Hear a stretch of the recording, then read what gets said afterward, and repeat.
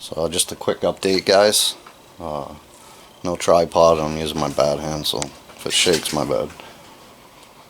But yeah, so mama number one, Veronica here. She had 8 babies just about a week ago. They're all still good. Look good, got some different colors in there. I thought they were all 5 of them were white. 3 of them kind of her color, like a silver fox. But now that their fur is starting to come on a bit more, the white ones actually have some different colors in them, which is pretty cool. So one has like a reddish tint to it.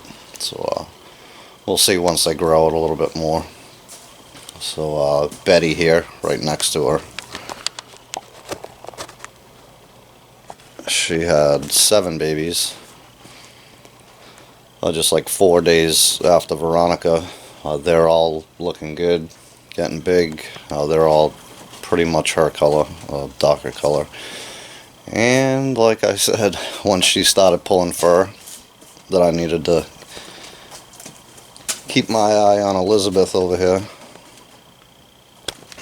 just in case. So I bred Elizabeth and Betty again with my little buck, and I wasn't expecting babies until like the 26th, 27th of this month, but they've all had babies.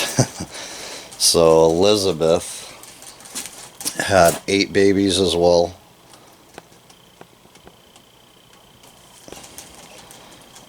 And this morning I found one of them on the floor, which was pretty terrible, but it happens.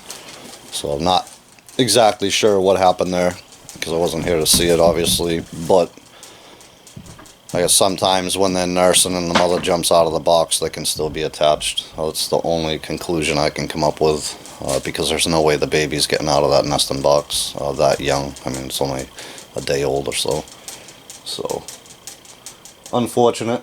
And there's no way the baby just fell out of the cage wire, because the holes ain't that big. So she had to have picked it up and kicked it out of there, but did on the floor. So yeah.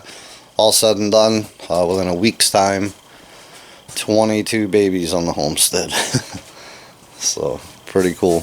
So we'll try to keep them healthy, and you know, we'll check back in as they grow up. I got to get a couple more cages now for grow out cages, but we'll do that here shortly. So, 22 babies, guys, in a week. Love it. God bless you. Catch you on the next one.